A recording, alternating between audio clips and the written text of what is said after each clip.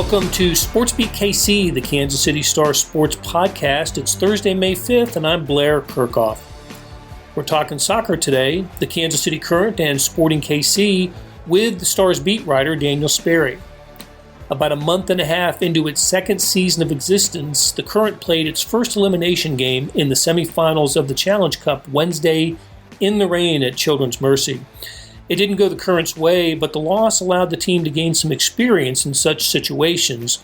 We'll hear what midfielder Desiree Scott had to say about that. After a break, we switch teams and talk about the slow start to the season for Sporting Kansas City, but Peter Vermes' club picked up a draw in its last outing, and perhaps that can get SKC headed in the right direction.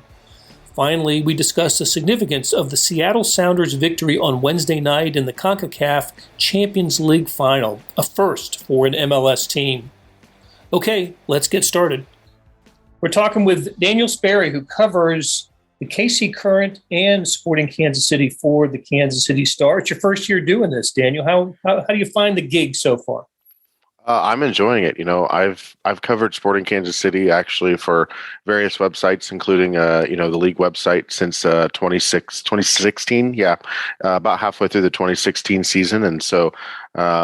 To kind of really get to jump into the KC Current now as part of the gig and the role here, I'm enjoying it, man. It's two interesting.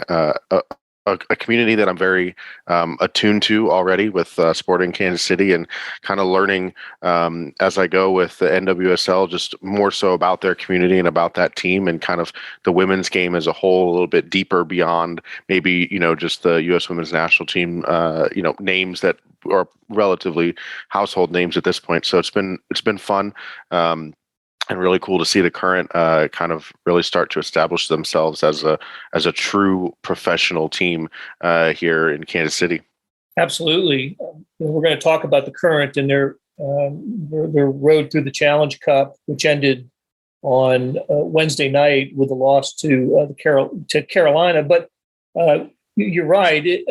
Second year of the franchise, first year with a name, and it's they really put it together quickly last season, and with Hugh Williams as the coach, and had their struggles on the pitch. Not so this year. Just getting into winning their bracket in the Challenge Cup and getting into the semifinal. More victories now this year, just in the Challenge Cup tournament than what they had all of last year. So that's what a salute to that organization. Hey, so you're out there on Wednesday night against Carolina. First of all, let's talk about the conditions. Anybody who was in Kansas City on Wednesday knows we got a ton of rain. And did it rain throughout the game? Yeah, it pretty much rained up until about the 70th minute, and it rained really hard for about the entire first half. It's been a long time since I've seen that heavy of just a downpour in a soccer game for that long of a time. I think, Sporting had a game earlier this year that was rained out, and I've had I wouldn't say rained out, but had a lightning break and a severe thunderstorm break that they had to take. Had those in the past too with Sporting. I was talking with Vahe actually last night. I remember what Sporting had like a 2-hour delay one time after playing Vancouver in a Champions League match, and those are often difficult. And we kept on pulling up radars. All right, is there any lightning at all? Are we in any danger of one of those delays? But soccer, unlike baseball and much more like the NFL, they're going to just play through that rain. And so I think the field itself actually held really well. And credit to the grounds crew who takes care of the field at Children's Mercy Park. That's getting a lot of wear and tear early on this year, more so than it has in a really long time. And I think that field really held that water well. Didn't really kind of, sometimes in games where it gets really heavy rain like that, you see the ball checking up into kind of deeper pockets of water in certain places on the pitch that it just holds it. And it didn't. And so thankfully it might have kind of made for kind of a drearier atmosphere maybe. And, you yourself physically, when you're playing in that, you're just soaked to the bone. But I think it didn't have much of an effect on the overall gameplay is how I felt. And I think that's kind of a credit to the crew, the the field crew at Children's Mercy Park. But yeah, it just an absolute deluge for about the first 65 minutes of that game. Right. Listen, I'm not going to assign blame on the slow start from the Current for the rain, but it was a slow start and sluggish. Yep. Look, it was as high a stakes game as this organization has had in its year and a few months existence. So, can we, I don't know, suggest that might have had a factor, the high stakes of this, and not coming out on fire as we might have hoped. Yeah, captain of the squad, Desiree Scott, kind of mentioned that these are games where you really can't kind of come in the way that they did in that first half. And I think even Kirsten Hamilton, Kirsten Hamilton's a decorated champion in NWSL, and she mentioned that too, where I think it's in games like this you can't be paralyzed by the moment that you're in, and I think at times this team was, and it's a very big mix of good solid veteran players who have experienced high stake matches, and the other half of it is very young players who are still in the very early first 2-3 years of their careers, and if they've been with Kansas City that whole time, that's their first high stakes match, and Utah in their final year of existence wasn't quite up to snuff either. So I think there's a lot of learning curve here that'll happen in a game like this, and it's not you still have the playoffs, we still have the regular season to go, and it could be something that in a year later this year, or even in a year or two, you're saying, okay, they've learned from that. But yeah, you come out like that. Potter called it kind of uncharacteristic mistakes of the team of just not everything in sync, passes missing their mark, crispness, players kind of not in the right spots or not making the right decisions when they did have the ball. I feel like there was throughout the game too, just watching Potter kind of pace the coaching, the technical area. I don't know how many times I saw, pass go someplace that didn't really work or somewhere else, and he's just kind of like, oh my gosh, like it just seemed at times that they were kind of paralyzed by the moment, and they left themselves with the mountain to climb in the second half. So maybe they take something from this. I mean, you can't gain experience without having put yourself in situations like the Current did on Wednesday. So I think that's, in fact, I listened to the post-game press conference and your questions to the players and to Matt, and that seemed to be a theme last night was let's use this occasion to bank it for experience and use it going forward. Now, when they play another high stakes game like this, we'll see. But the regular season is now the objective for the Current with the Challenge Cup in the rearview mirror. Let me ask you this, because I truly don't know the answer. If Kansas City had won the game, the championship game is this weekend, and there was already and there's a regular season game scheduled for this weekend as well. Would they've adjusted the schedule for that? Yes, kind of even depending on results elsewhere too. There was a possibility that they'd be getting on a plane to Seattle tomorrow, like this morning. They would have probably already been on a plane and headed out there. The Challenge Cup final is scheduled for Saturday at noon local time. So between Washington and North Carolina, I believe it'll be, I can't remember exactly which one of those. I think it'll be in North Carolina. So, you will have, thankfully, I'll say this nicely. Thankfully, it wasn't in Seattle, because it would have, that 12 p.m. Central Time kickoff time is locked in. So can you imagine trying to kick off a competitive final soccer match at 10 a.m. In Seattle? That's not ideal, but I think they would have had to reschedule that Houston match that's scheduled for Mother's Day on Sunday, and then that final would have been on Saturday. So I think it kind of helps. It's not great that they lost, but does alleviate the scheduling headache that could have potentially caused down the road. Right. And so the Houston game is Sunday. That is the home opener, the regular season home opener. Yeah, regular season home opener against the Houston Dash, who, they've beat twice now in the Challenge Cup. It's a team that they've faced a lot early on. So they're pretty familiar with them, and the Dash are undergoing a head coaching change. So it'll be it'll be an interesting, because it'll be a very different Dash team than what we've seen, at least led by a very different coach, and maybe set up a little bit different than what we've already seen from them in the Challenge Cup. Okay, we're going to take a break here. As we go to break, let's play a little bit of Desiree Scott from her post-game press conference on Wednesday night. On the other side, we'll be back talking Sporting Kansas City. This one hurts for sure. Obviously disappointed in the result. I think when you dig a bit of that hole, it's hard to come out of it.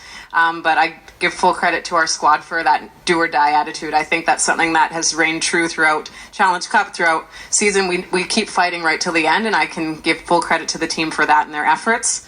But few things didn't stick. North Carolina capitalized on their opportunities. It's not that we didn't create.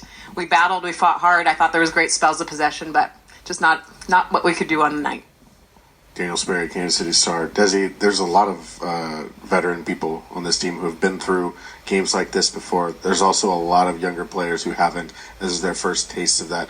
It's a sour taste, but what do you think that what can they learn from a game like this, and hopefully, take that into their next potential games of this magnitude? Yeah, I think, these are high-pressure moments. I think these are the games where, every pass, every touch, every tackle counts. But I think it's also, you can take from this game how we can, build each other up, how we can dig each other out of the, depths when things aren't going our way, when we go down a goal. The little 1% things we can change are, in possession, our defensive tactics. I think this is new territory for us all. We're still building those connections with one another. And to do it with such, at-home pressures on to get to a final. I think, we'll take a lot of learnings from this when we watch it back. But those young players, I think it's just that pressure and how you can use that to your advantage and live for these moments. Hey, it's Blair. We have a special subscription offer for SportsBeat KC listeners, unlimited digital access to the Kansas City Star's award-winning sports coverage. Sign up now for 1 year of Sports Pass for access to all the sports news, features, and columns presented on the kansascity.com site, and it's only $30. That's a 40% savings off our regular rate. Your subscription will automatically renew after the initial term at $50 unless you tell us to cancel. Your subscription helps support the sports coverage of kansascity.com and the Kansas City Star, and that support has never been more important. Please visit kansascity.com/SportsBeatKC offer to get this special offer. And as always, thanks for listening. We're back on SportsBeat KC talking soccer with Daniel Sperry, who covers both Sporting Kansas City and the Kansas City Current for the Kansas City Star. The result for Sporting Kansas City in its last game and the way it happened, probably not to Peter Vermes' liking, but it was a draw against Dallas, 2-2, and it gets them off the schneid, I guess, to put it bluntly. But it's a slow start. You've been covering soccer, Sporting KC, for 8 years now, and not many teams have been buried this deep in the hole. Not many sporting teams have gotten off to this kind of start. There have been slow starts, but this one is a little head shaking, and I'm not going to say surprising given the injuries that I do want you to touch on. But 2 wins, 2 draws, 6 losses, and they're pretty low in the Western Conference standings. Yeah, right now they're sitting in 11th place, and it's interesting. We're at the 10-game mark, and Peter Vermes likes to say at the 10-game mark, I feel like I know what my team is. And I think that's also a really good point for just in general who they are. And I still don't feel like I actually have 10 good games to judge this team by, just because of the way those injuries were kind of thrown about in the first 4 or 5 games. Daniel Shalway missed multiple games. Kyrie Shelton missed multiple games. Johnny Russell missed a game. Yuri Rosell missed a lot of games in that stretch. And so you've got maybe since the Nashville game is the first time where you feel like you actually have maybe a good beat on what everybody is like together. And so it's a very weird feel to this team. And yeah, Sporting has not been buried like this for a long time. I remember back to 2019, right, was one of the only seasons that they haven't made playoffs in Peter Vermes' tenure. and they were in first place in the Western Conference after 7 games. I remember writing about them, being able to take on this double-headed task of CONCACAF Champions League and Major League Soccer, in first place into the semifinals, and it all kind of collapsed from that point. They had started off strong, though, as you would have expected out of a Sporting team, and this team it's been difficult for them to get out of the gate.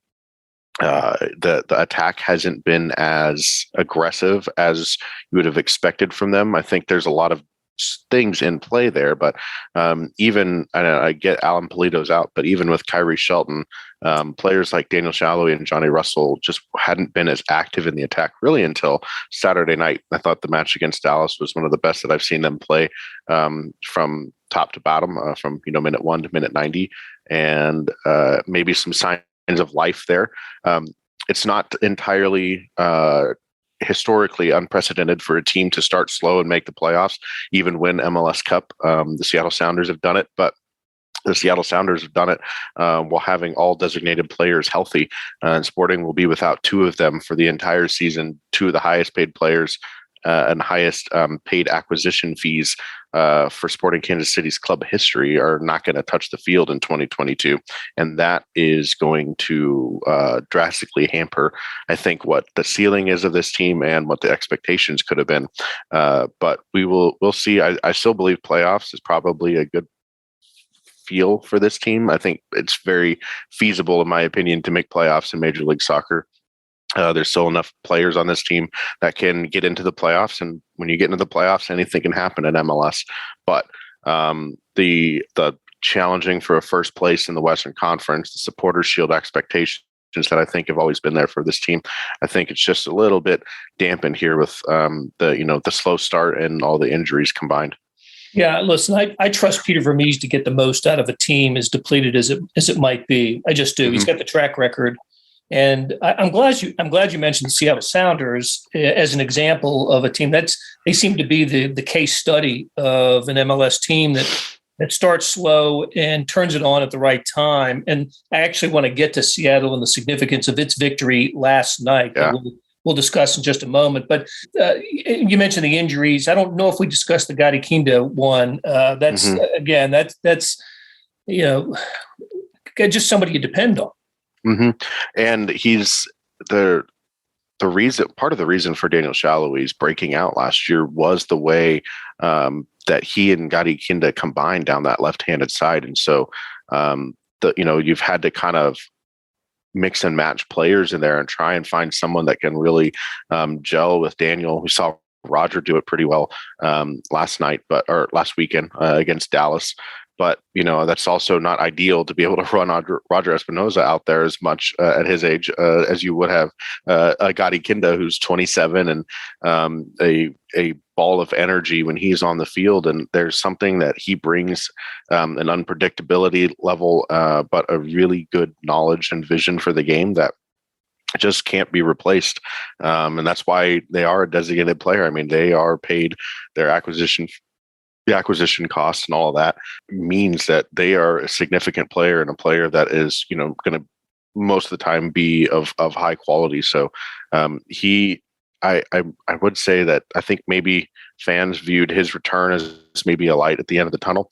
And I don't think that, the team did necessarily, but I think they were still hoping that he would get back and he would help, provide that spark into the attack. And so now you don't have that. So how do you create that? And Sporting have had to kind of go to kind of a committee by committee type thing until they try and make an acquisition in the summer transfer window starting around July, the end of June and through July. But it's a big loss. And as difficult as Alan Polito's loss is, a lot of people will say Alan Polito is like the perfect striker, the perfect number 9 for Peter Vermes' system. And in a lot of ways, Gadi Kinda is the perfect number 10 for Peter Vermes' system because he can kind of play a little bit more defensive. He really understands how to press. He understands how to go and make tackles, in the multiple ways that a number 10 can work in pro soccer. A lot of times you'll have how they've tried to use Marino Sionis at times with 2 defensive midfielders that kind of spread out all the defensive work. And then that number 10, it doesn't really have a lot of defensive responsibility. Vermes likes to have one single defensive midfielder, kind of a box-to-box roamer, and then this creative number 10. And we've seen like guys like Benny Feilhaber, great defensive work ethic, great defensive, I guess, ability in their game and way to read the game and know when to go and when to make tackles. And Kinda had that, and that's probably the first time since Benny Feilhaber that Sporting have really had that in that number 10. At times, Felipe Gutierrez, but he could have played any other place in the midfield. So Gotti fits exactly what they wanted. That has that creative spark, the unpredictability to his game that just really makes it difficult for opponents to handle what Sporting could have thrown at them in the attack, and they could have, without Alan Pulido, with Gotti Kinda, I think they could have still pushed for a home playoff game in the West. And I think that miss for Kinda really has a major effect on the way that attack gets built out. And so it'll be about trying to figure out how to replace him, because that was a part that, going into the season they thought they were going to have, and now they really aren't. And that's going to, and I think, we saw a good performance against Dallas to get out, to show that they could maybe do something without him, but that'll, until they can get a replacement in there, that's going to be a hard miss for Sporting KC. Right. What's the easy explanation for Kyrie Shelton's goose egg so far this year? That's a tough one for Sporting. I know that with being depleted, they're looking for sources, and he just hasn't been able to find the net. Kyrie's game has never really been about goal scoring too, which is what makes it hard when a team that's now lost two very big attacking pieces really needs that striker to start to be able to put some into the net. I also don't think his health allowed him to kind of get in a good rhythm at the beginning of the year, and he just hasn't found the game in the ways that he did against Dallas. I thought the game against Dallas was his best game of the year so far, which kind of contributed to Daniel Sperry getting back in there. He was able to play with his back to goal and hold up balls a little bit. He was able to combine with Daniel Sperry and even Johnny Russell for some 1-2s and some creative work. Also, Kyrie is a very interesting guy in the sense that he really tries to take care of his mental health too. And I don't know if he's been in the greatest place to start the season. I think there might have been a lot of pressure there. But lately, I think he's kind of come out of that. You could even see in practice at times, he just wasn't quite, I would say, like at the first step on the ball all the time.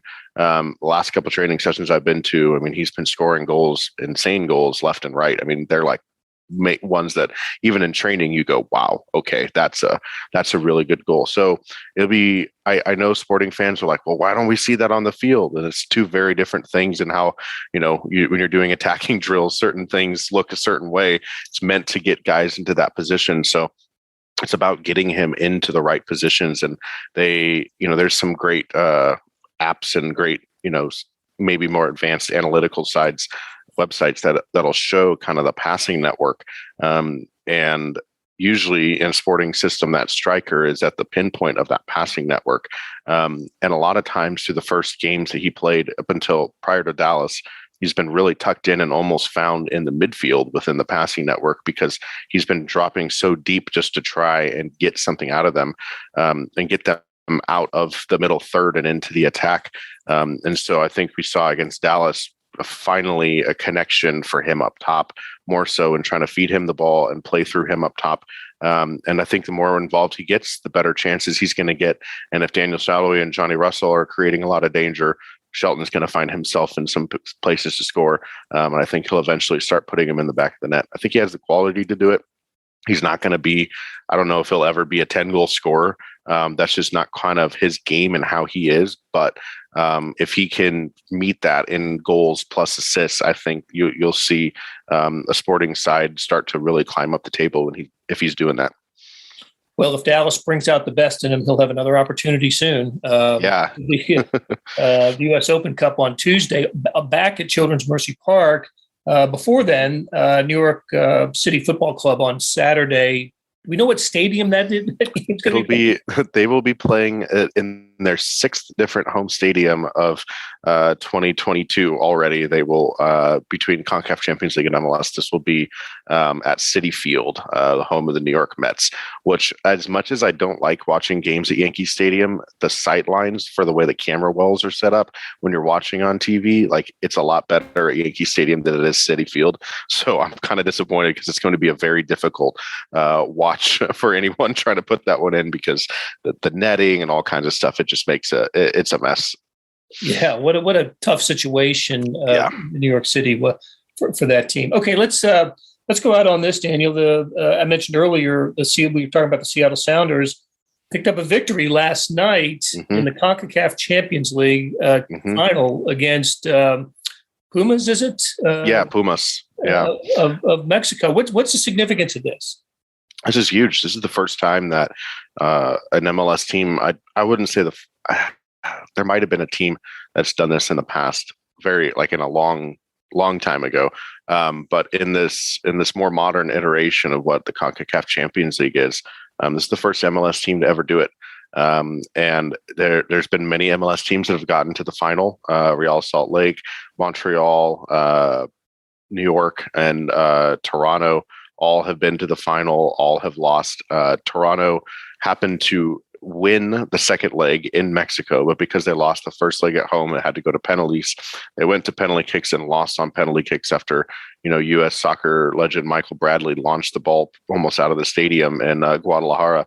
But this is the first time that a team's finally been able to get all the way through it, and that is a big mark. It qualifies them for the Club World Cup, which will be in late December or January, usually when they do these things. And they will play against whoever wins the UEFA Champions League final between Real Madrid and Liverpool. There will be those who win the South American, the Libertadores, which is their Champions League. Those champions will be there.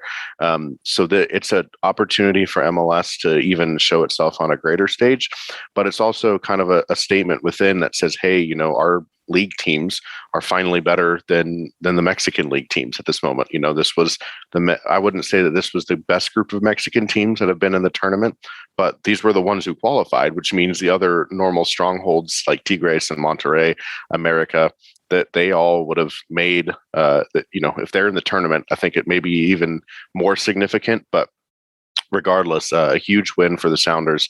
As I said, 4 of the last MLS winners or MLS finalists have gone to Mexico and not lost, yet still lost the CONCACAF Champions League. And so it's just this kind of giant, I guess you could say, the monkey off the back kind of a thing for Major League Soccer. So it's significant in that factor that shows the overall growth of the game. And the Sounders, as many like to say, the Sounders think they invented soccer. Well, the Sounders kind of have now invented winning CONCACAF Champions League for an MLS team. But a big victory for Major League Soccer.